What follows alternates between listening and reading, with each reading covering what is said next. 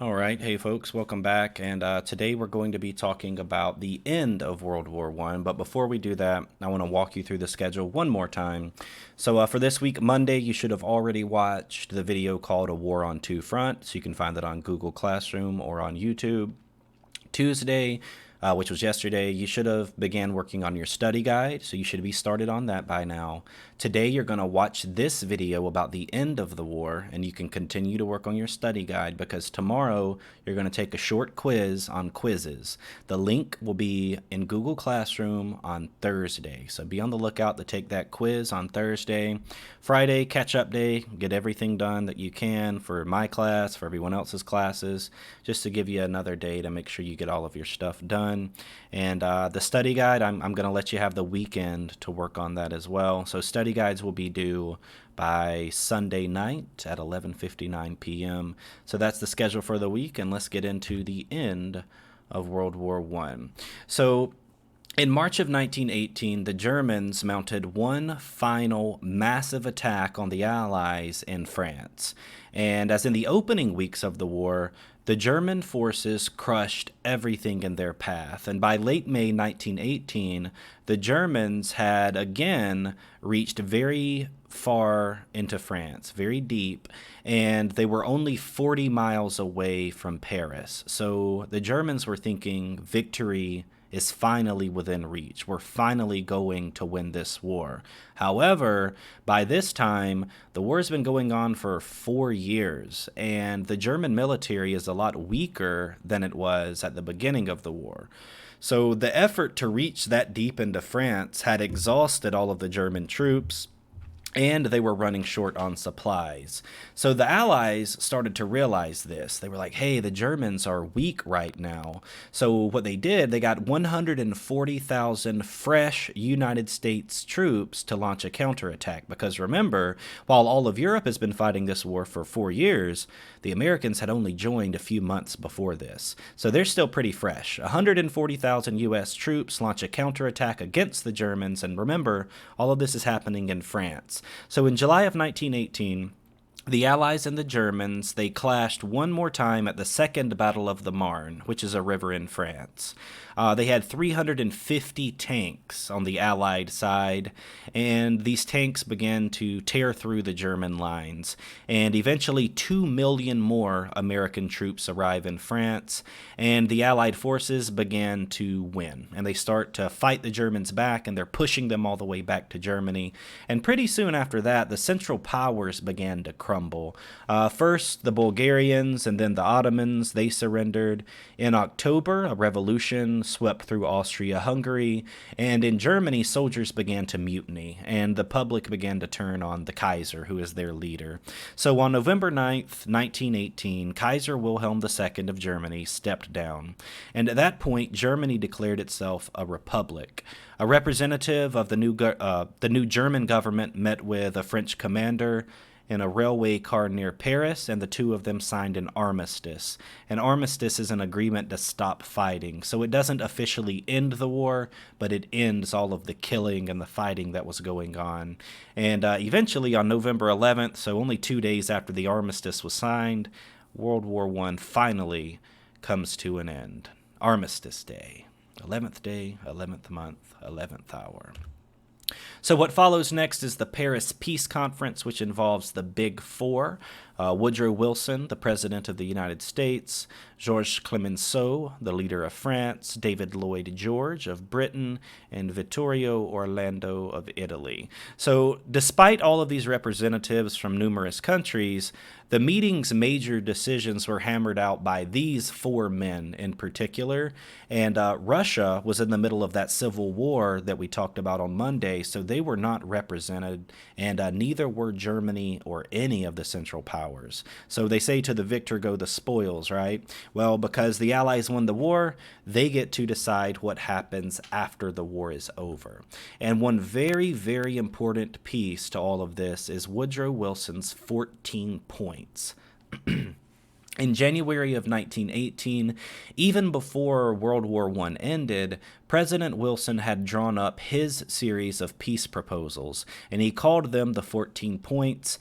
what they did was they outlined a plan for achieving peace and making sure that there was never going to be another world war, because people were horrified by what they had seen. Millions of people around the world had died, and Woodrow Wilson wanted to make sure that this type of thing never happened again. So the treaty addressed, among many things, the main causes of World War I that we talked about, a couple of weeks ago when we first began studying this war. It addressed militarism, because it limited weapons and the militaries of nations. It placed an end to all secret alliances. So when you think about how those dominoes started to fall after Franz Ferdinand was assassinated, he wanted to make sure that there wasn't going to be any secret alliances anymore, where all of these countries were on teams, and if one country messed with another, then another one was brought into the war, and so on and so forth. He wanted to make sure that never happened again. So no more secret alliances. The third thing it addressed was imperialism by self-determination. That is, colonial lands under control of European nations would now be able to decide for themselves what kind of a government they wanted to live under. So in a way, it ends a lot of the terrible things that were happening during imperialism. And all of these colonies, the 14 points are trying to give them more of a voice, and it's trying to let them determine for themselves what kind of a country they want to live in and what kind of a government they want to have. The first 4 points included an end to secret treaties, freedom of the seas, because no more unrestricted submarine warfare, free trade, and it reduced the size of armies and navies all across the world. The fifth goal was the adjustment of colonial claims with fairness toward colonial peoples, and the 6th through the 13th points were very specific suggestions for changing borders and creating new nations. So 6 through 13 are to figure out what is Europe and what is the world going to look like now that the war is over. So the key thing to remember is the main idea behind all of these points was self-determination. It meant that people could decide for themselves what kind of a government they wanted to live under. And the last point, the 14th, proposed a general association of nations that would protect great and small states alike. And that's just because Wilson wanted an organization that could bring peace and to make sure that peace lasted forever and that there would never be another war again. So, what officially ends the war is the Treaty of Versailles. And the Treaty of Versailles punished Germany a great deal. When the Paris Peace Conference opened, Britain and France showed very little desire to agree to Wilson's 14 points. They were more concerned with national security, and what they really wanted to do was to make sure that Germany would never have enough money or a big enough military to do what they did again, right? They want to make sure that Germans don't create a World War II. That was their number one priority. But the United States, or Woodrow Wilson, didn't really agree. So there was a lot of debates about what the end of the war would look like and what the conditions would be. So the Treaty of Versailles between Germany and the Allied powers was signed on June 28, 1919, 5 years to the day after Archduke Franz Ferdinand was assassinated. So, adopting Wilson's 14th point, the treaty created this thing called the League of Nations. The League was supposed to be this international association that would keep peace among all of Europe and all of the world. But the Treaty of Versailles punished Germany more than it did any other country by far. Germany lost a lot of its territory. It lost any ability to have a military. And because of this one part called Article 231, this is called the War Guilt Clause. What the War Guilt Clause did, it officially stated that the war was Germany's fault. And as a result, Germany had to pay a bunch of money back to the Allies. So all of Germany's territories in Africa and the Pacific Ocean, they were no longer Germany's. They belonged to the League of Nations. So they took the Germans' colonies away from them, they took their money away from them, and they said, you owe us money. So under this peace agreement, the Allies would govern these mandates until they were judged ready for independence. Now, Germany obviously is not happy about what happens. They feel resentment about their loss in the war, and the Treaty of Versailles left Germany very weak, which lays the groundwork for the Nazi Party. So let's talk about Hitler and what happens. So the Germans signed the Treaty of Versailles because they had no choice, but they hated it, and they were angry about it for a long time. They were angry about it throughout the 1920s, throughout the 1930s, and this led to a new leader who promised all of the German people that he could restore the German Empire to its greatness that it once had.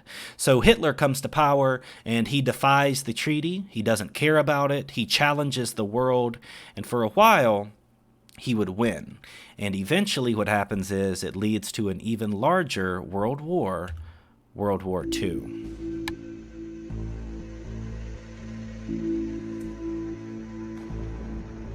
World War I leads to World War II as day follows night. By the end of World War I, everybody is looking to get advantage. World War I didn't really end in 1918.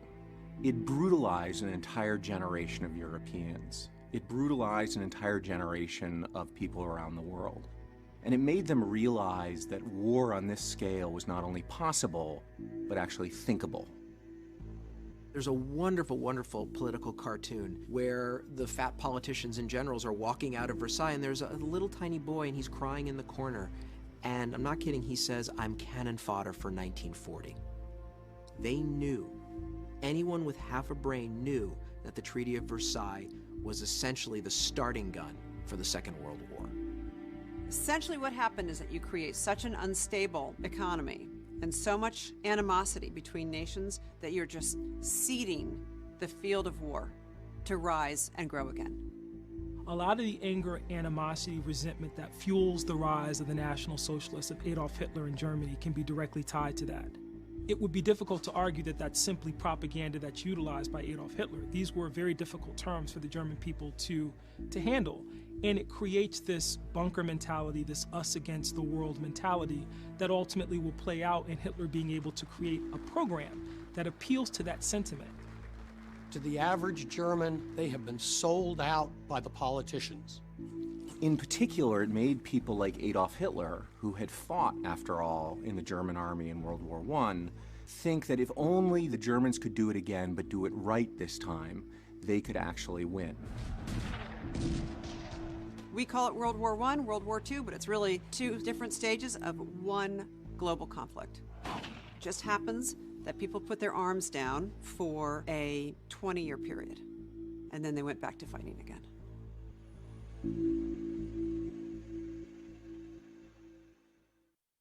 So remember, in history, we're always making connections. So the connection I want you to make here is a connection between World War I and World War II.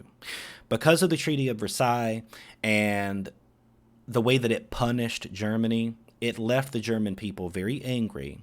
And because of that, Hitler was able to rise to power and tell the German people, we can do this again, and this time we can do it better, and we can do it right. So just know that World War I and World War II are certainly linked together, and one leads to the other. And that's the next thing that we'll be talking about is World War II. So because Germany feels all this resentment, it lays the groundwork for the Nazi Party and Hitler's rise to power. So that's all that I have for today. That is the end of World War I. Be sure to work on that study guide. Look out for that quiz on Thursday. And then next week, we're going to start talking about what happens between World War I and World War II, because there's about a 20-year period in between the two wars, when Hitler comes to power, when Germany rearms its military, and when a lot of other places across Europe go through an economic depression, and the United States goes through the Great Depression as well. So we have a lot of stuff to cover about the impact of World War I and all of the things that happen in between World War I and World War II. So, let me know if you need anything. I'll be here to help. Hope you guys are doing great. And if you want to schedule a Google Meet, or if you want to talk to me or whatever, just let me know. I'd be more than happy to see you guys. So let me know if you need anything. And if not, I'll see you again very soon. Bye, everybody.